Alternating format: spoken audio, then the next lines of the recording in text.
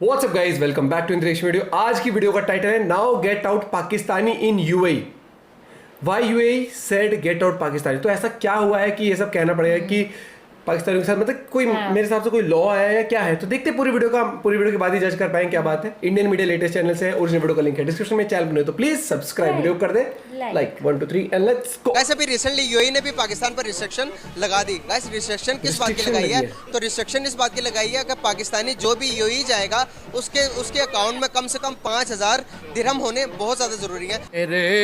तो अगर उतना नहीं तो नहीं जा सकता। आप लोग रोना बंद कीजिए। मेरे तक आवाज आ रही है? लगभग हो गया सही। अच्छा खासा क्या वजूहत है पाकिस्तान की मुश्किलात में डे बाय डे इजाफा होता क्यों जा रहा है? पहले तो इकोनॉमिकल क्राइसिस, पॉलिटिकल क्राइसिस, उसके बाद फ्लड ने पूरे पाकिस्तान को अपने जब में ले लिया। पूरी दुनिया में पाकिस्तान का मजाक उड़वा रहे हैं आप लोग। सबसे पहले कभी नहीं करना ये मुझे मस्त लगता है।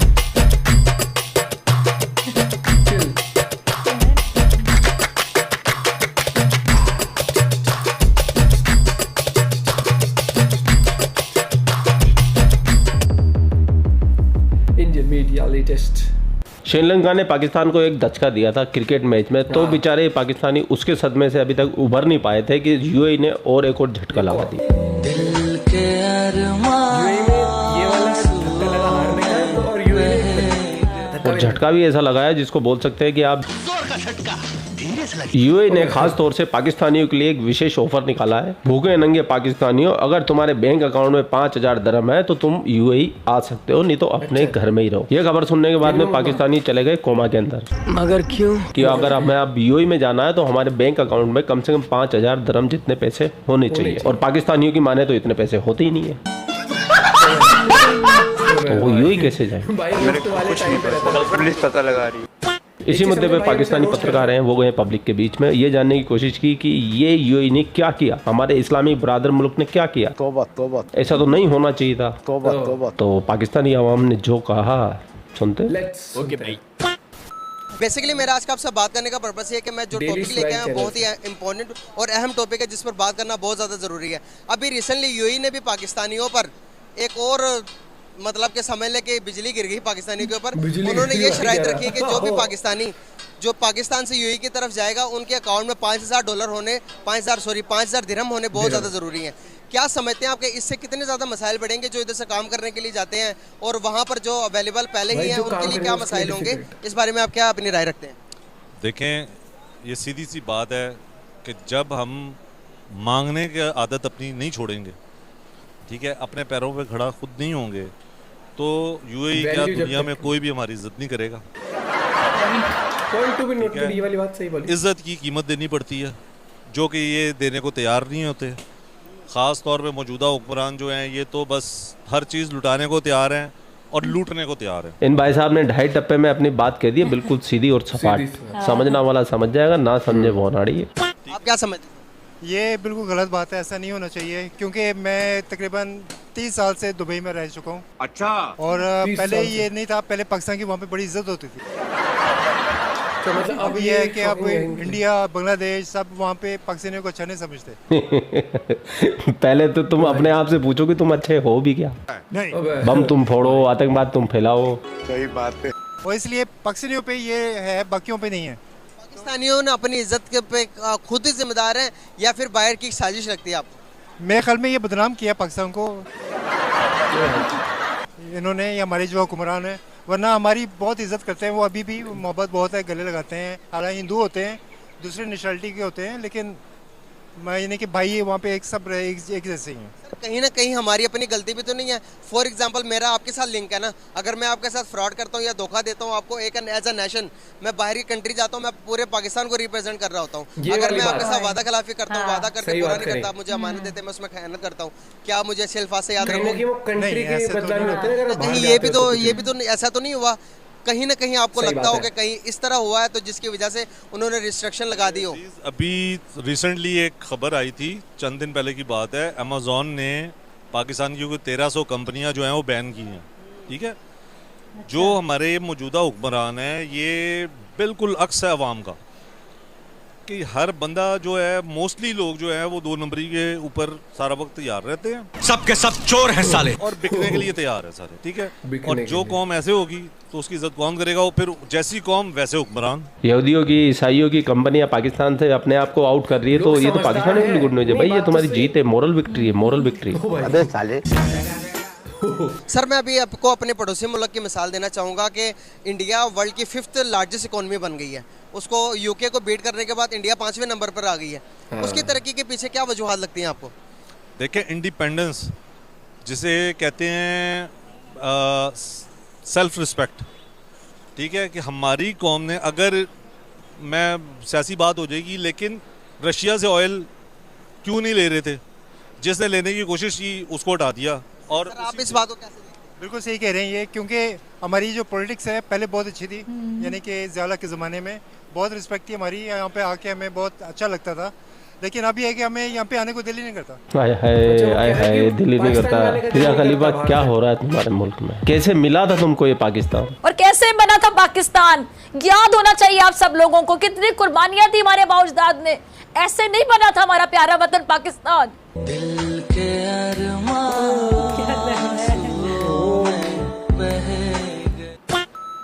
आप इंडिया के बारे में थोड़ी बहुत इन्फॉर्मेशन रखते हैं कि नहीं? जो अभी रिसेंटली जो उनसे बाहर के दूसरी कंट्रीज, एप्पल और उसके बाद गूगल के फोन मैन्युफैक्चर हो रहे हैं, बड़ी बड़ी कंपनियां इन्वेस्टमेंट करने के लिए तैयार है। क्या वजूहात लगती हैं उस कौम में और उसके में क्या डिफरेंस है? देखें, इंडिया में एक तो बहुत अरसे से पॉलिटिकल स्टेबिलिटी है, नंबर 1। बहुत ठीक है, इंपॉर्टेंट हमारे यहाँ पर कोई भी हुकूमत जो है 5 साल पूरे नहीं करती, ठीक है। ये मैं ओवरऑल बात कर रहा हूँ, किसी पार्टी की तरफ से बात नहीं कर रहा। एज ए नेशन कुछ जो न्यूट्रल्स हैं उनकी इन्वॉल्वमेंट की वजह से हर गवर्नमेंट जो है उसके अंदर कोई किसी ना किसी रीज़न से वो उसको दरमियान में रोक दिया जाता है। क्यों? क्योंकि न्यूट्रल्स को वो चैलेंज कर जाते हैं, और उस वजह से जो है वो पॉलिटिकल स्टेबिलिटी हमारी आती ही नहीं है, ठीक है। वो हमारी जो पॉलिसीज़ हैं, पॉलिटिकल पॉलिसीज़, उसमें कंटिन्यूटी नहीं है, ठीक है।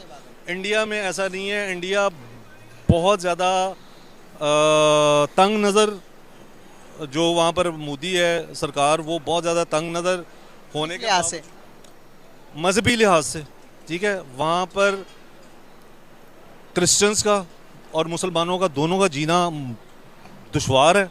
चोर होता है ना, उसको सब चोर नजर आते हैं। इन पाकिस्तानियों ने जो हिंदुओं का, ईसाइयों का जो हाल किया, जो 28% से उन्हें 1.5% पे लाके पटक दिया, तो इनको यही लगता है कि हिंदुस्तान के अंदर भी ऐसा ही होता है, जबकि हिंदुस्तान में ऐसा कुछ नहीं होता है। कि हिंदुस्तान में जो हमारा दस्तूर है, कॉन्स्टिट्यूशन है, जिसके हम तमाम उसके पाबंद हैं, और हमारा कॉन्स्टिट्यूशन ये कहता है, उसका प्रेम्बल ये है कि इंडिया एक सेकुलर मुल्क है। हमारे दस्तूर में जो हुकूक दिए गए हैं, फंडामेंटल राइट है माइनॉरिटीज़ को।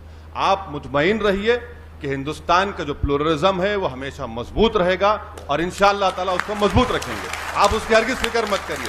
दूसरी बात यह है कि आप मुसलमानों की फिक्र करना छोड़ दीजिए हिंदुस्तान के।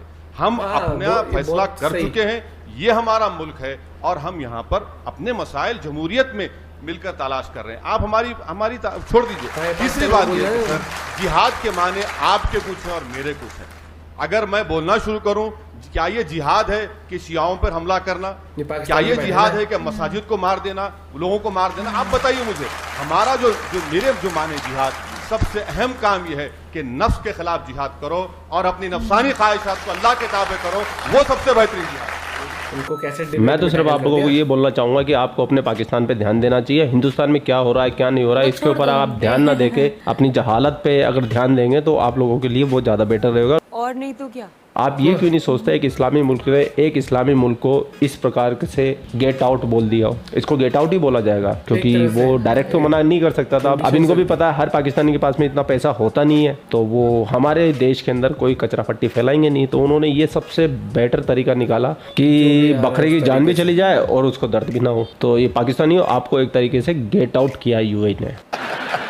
और आप लोगों के क्या विचार है, आप भी कमेंट सेक्शन है आपके पास में, भर दीजिए भाई साहब, भर दीजिए आप। इस टॉपिक में ऐसा मेरा पॉइंट ऑफ व्यू सबसे पहले मैं कहता हूँ, एक तो मुझे अच्छा लगता है कि जब वहाँ के जो यूट्यूबर्स हैं ना ये वाला सही इनिशिएटिव लेते हैं कि ओपिनियन पब्लिक का लाते हैं। और वो कहीं ना कहीं समझदारी वाली बात तो उन्होंने करी हुई, जो अंकल जो थे कि अगर आप दूसरे मुल्क में जाते हो, धोखाधड़ी करते हो, तो दूसरे मुल्क में जब एज ए सिटीजन आप किसी कंट्री को रिप्रेजेंट कर रहे हो, और अपनी कंट्री में तो चलो ये कहता है भैया ये तो आदमी ऐसा, लेकिन जब आप बाहर जाते हो वहां पे आपका व्यवहार आपके कंट्री से, नेशनैलिटी से जोड़ के देखा जाता है। अगर मान लो अगर मैं कहीं जाता हूँ, मैं होटल में कोई गड़बड़ करता हूँ, तो वहां क्या बोलेंगे, इंडिया से आया था वो, इंडिया का आया था, तो वो एक इमेज बन जाती है कि भैया आप उस देश के लोग ऐसा करते हैं वो चीज। और वो कुछ वाक्य आए थे कि जिसमें फ्रॉड था इस तरीके से बीच में, तो मेरे को लगता है कि वो चीज भी है। और एक बाकी कंट्री इस तरीके से तो मना नहीं करते बिल्कुल कि नहीं पाकिस्तान लोग नहीं आना, तो वो उन्होंने वो कर दिया।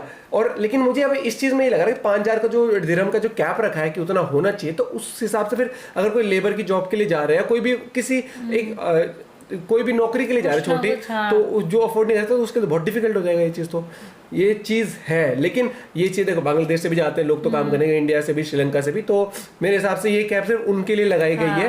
तो कहीं ना कहीं ये चीज़ होती है आपका। और ऊपर से एक और बहुत बढ़िया बात इंटरव्यू में सुनने को मिली कि जो वहाँ की जो पॉलिटिकल जो भी सियासत रही है ना वहाँ पर 5 साल करनी पड़ती है, वो कोलैप्स हो जाती है, स्टेबिलिटी नहीं रहती उससे कंट्री में, और फिर कहीं ना कहीं डेवलपमेंट कार्य रुक जाते हैं, एक कंट्री की जो प्रोग्रेस होता है वो रुक जाती है।